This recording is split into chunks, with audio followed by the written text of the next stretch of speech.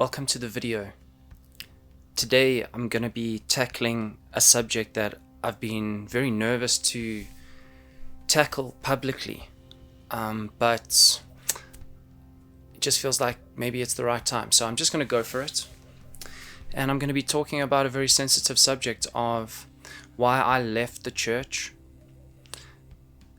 the journey that sent me on, where I am now, what I still keep with me from my church days, and what I miss about the church.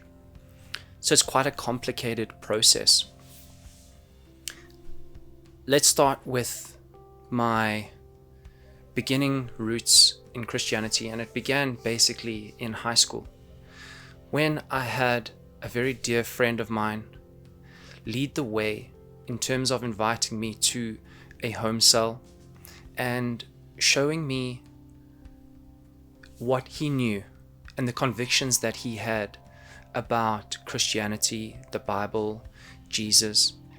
And I was completely moved by this experience. And it led me to a couple churches to find my place. And I remember quite clearly moving into the world of church and seeing the band and listening to the music and listening to the praise and worship music and the melodies and the messages and all the hope and all the inspiration and all the love was just outrageous, because I really respond to music. I really respond to melody and inspired lyrics. And being in a praise and worship session at the churches that I was at was absolutely phenomenal. It's like I really connected with something there during those sessions. Now, I had a very spiritual experience in the praise and worship sessions, and I was brushing up against something very real for me. I was engaging with the divine, and it was an amazing experience. And so that led me down the entire path of Christianity, because Christianity for me started off as an experiential experience. Like, I experienced it. I experienced praying, and I experienced the feeling of being in a praise and worship session, and that it was a tactile, physical experience for me that I experienced. And then from there I dive into all the ins and outs of Christianity that come with it after that. So the experience definitely got me in, and I was like, there's something very real here for me. And then I started to learn all the little ins and outs, and then through the ins and outs, for me it was easy to swallow in the beginning. Everything seemed very palatable for me in the beginning, because the experience was just so strong. But the further that I went, there started to become teachings that I was experiencing, that the churches that I was going to, that started to become in conflict with something inside myself. And the main one for me was that if you didn't accept Jesus Christ as your Lord and Savior, not only would you not make it to heaven after you die, you would in fact join the line in going into the fiery pits of hell that would burn you for an eternity. Now, I'm not sure what the teachings are these days around the churches. I've been out for a good number of years, maybe 18 years or something like that. But that was definitely the narrative that I was exposed to from church to church. In fact, I remember one sermon so clearly that he was so vividly painting this image of the people in our lives, the loved ones in our lives that didn't believe in Jesus, and they were walking one by one, falling into the pits of hell, and their screams and the gnawing of the teeth. And he was basically in tears delivering this message, and it affected me so much because I then realized that some of the most important people in my life, the people that I honestly looked up to, that I honestly loved, that I honestly thought were amazing people, I'm like, well, these guys aren't gonna make it. Because honestly as well, when I was looking at their situation, I was like, they don't need anything else. The first one was my dad. My dad keeps it simple. Okay, my dad keeps it super simple, but he's a mentor in my life. The second one at the time was a girl that I was involved in, but she wasn't of the Christian faith. She was of a different faith completely as well. And she was just amazing. And I was like, you don't need changing, you don't need saving, you don't need anything else. You're great just the way you are. And then the third thing was my touring life, thankfully, took me to various countries. And I met amazing people in different countries, especially when I was in Singapore. When I met some people in Singapore and I fell in love with their way of being and their exuberance about life and the happiness that they exuded and brought out in others. And I was able to experience this about them. And they believed something completely different. And so I was taking these amazing things from all these amazing people around me and feeling like real nuggets and feeling really connected as in my human experience with these people. And then going to church and hearing that these people would not only not make it to heaven, these people would be burning in hell forever. And so that was the catalyst for change for me, because I had to then choose, am I going to just ignore this feeling, this feeling inside of me, in order to keep the belonging and in order to keep the community? Or is this feeling too strong for me that I have to actually move away from it? And so it got to the point where it built up and built up and built up. And when I'm talking about built up, I'm talking about crying myself to sleep and being in tears almost every night for a week, thinking and imagining the loved ones in my life burning in hell forever. And I realized at that point, I got so angry within myself. I was like, you know what, God, I think this was the conversation. You know what, God, I am experiencing you.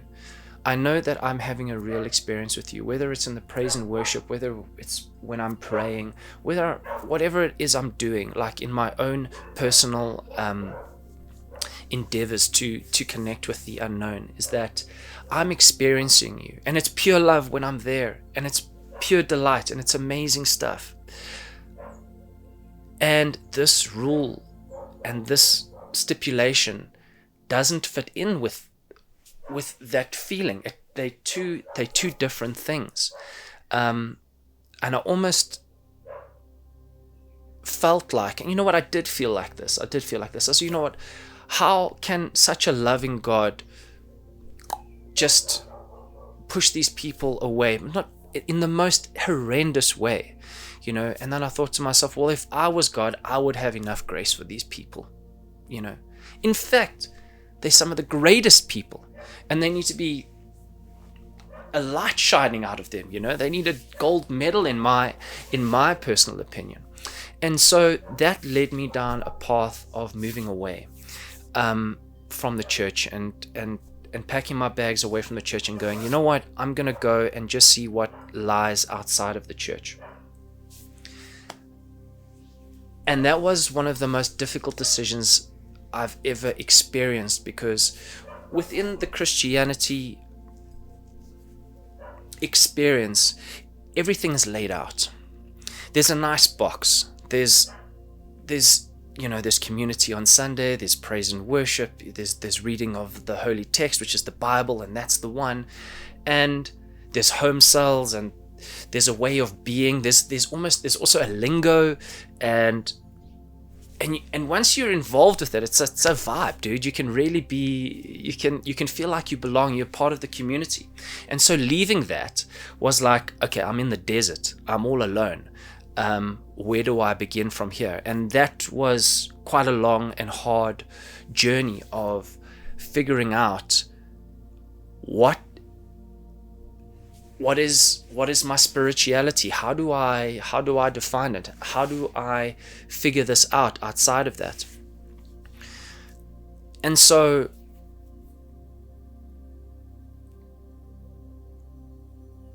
I threw the baby out with the bathwater in the beginning. Everything to do with Christianity, anything to do with Jesus is like, boom, all the way over there. I'm going to go check out some other things, researching great scholars on atheism or Baha'i or great spiritual leaders in their own right with however they define it, and just deep diving into these things. And then just seeing, oh, I like that, I don't like that, I like that, I don't like that. And it's been a really rocky road of piecing little things together. And what I've used as my guide is that very same feeling inside that said to me, you know what, there's a conflict here between what's being taught to you and what you feel inside. And I'm like, that doesn't feel right. I need to go to a place where something feels in alignment with me. And so that has been my guide for the last 15 years, going around like this. And I've eventually found a way of describing how I am showing up in the world. And thank goodness to AI and ChatGPT and all the robots out there helping humanity with various functions. ChatGPT really helped me figure this thing out because I couldn't find the words for how I was feeling. And so I spent some time prompting Chat, telling it my story, and helping to come up with a spiritual compass statement of where I am right now. Okay, because one of the most meaningful experiences of my life was learning about the stories of Jesus. And the most important story for me was when the lady was caught in adultery and everyone wanted to stone her. And he came out and,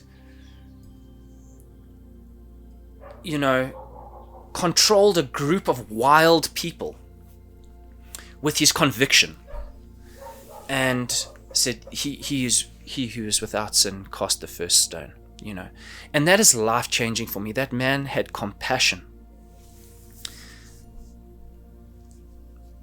for people that were caught in doing the wrong thing, and saved that woman's life. And I'm like, dude, please, in my lifetime, put me in a situation where I can play that out myself. Because that's like hero status for me. That's hero status.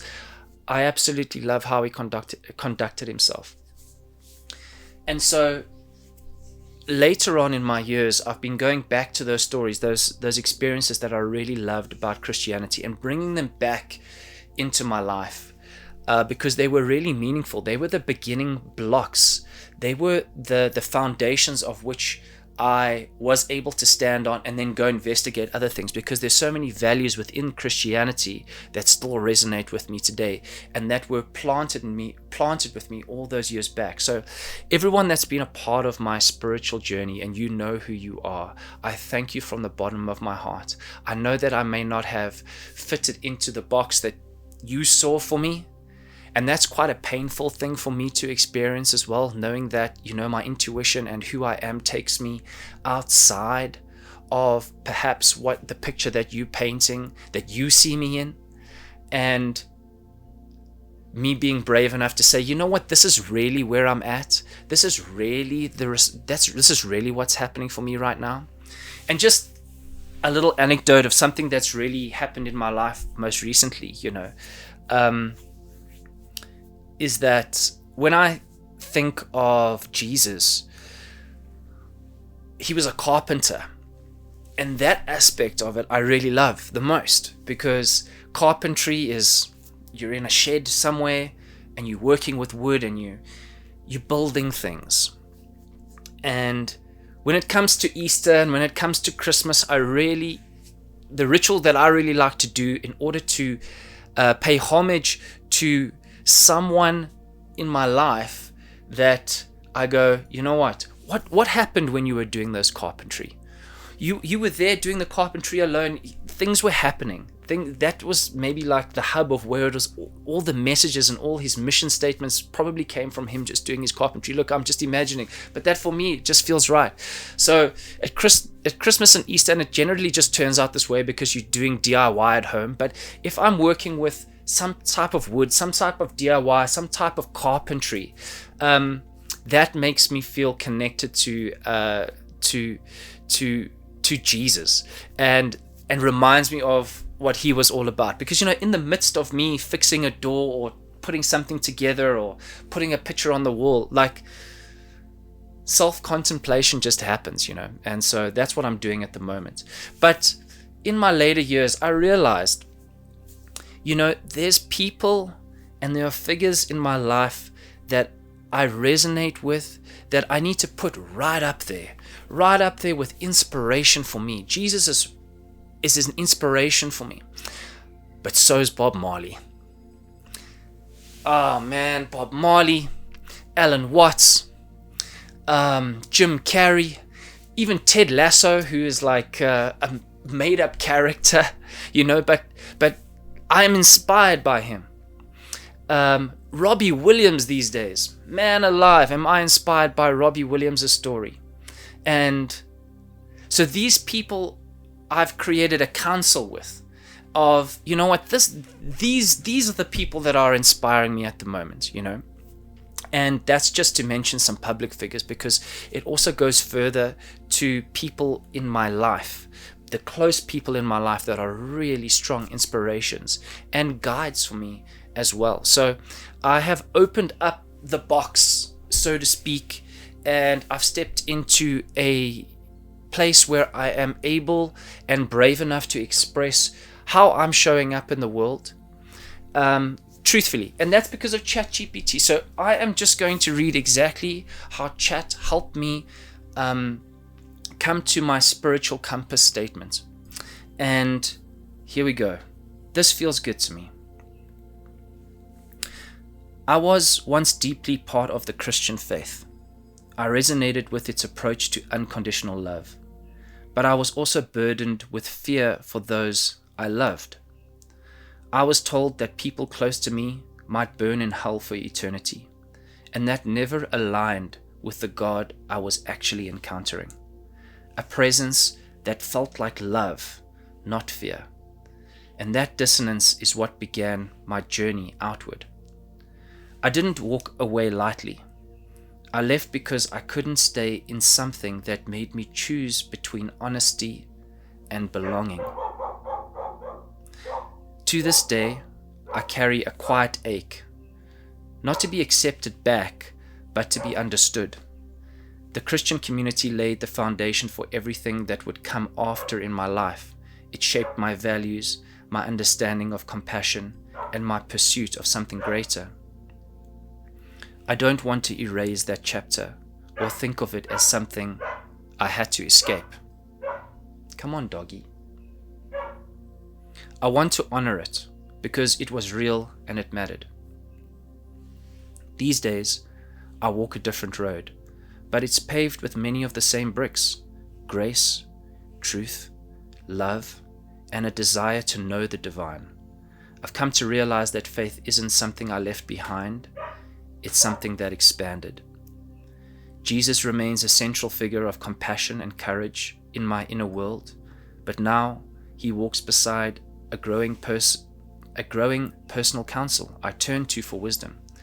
That counsel includes voices like Bob Marley, Alan Watts, Jordan Peterson, Ted Lasso, Elizabeth Gilbert, Tony Robbins, Rick Gervais, Robbie Williams, and Jim Carrey.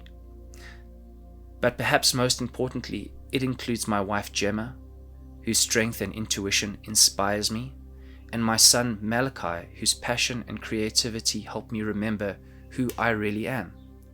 I also walk with the quiet presence of my closest friends, the ones who know both my mess and my magic, and still choose to walk beside me. And with my wider family, both those here now and those who came before me, their stories, their sacrifices, and their love echo through every part of who I'm becoming. I don't pretend to have it all figured out, but I know I'm not lost. I'm just listening. And so when I found those words for myself, I was like, man alive, that really feels like me. That expresses everything inside of me for the last 15 years. There it is, And I was able to get there with ChatGPT. So if there's something to come out of this, your own unique path, maybe if it doesn't fit within the box that you find yourself in now, maybe there's something else to be discovered, something else to be explored, and maybe you can find your words, and maybe the robots can help us find our words too, so that we may understand ourselves better and be able to show up in the world in a very, very real way to say, you know what, this is exactly how it is for me. And so I'm taking this brave step. This is how it is for me, and I'm interested to know how it really is for you too. Until next time, much love.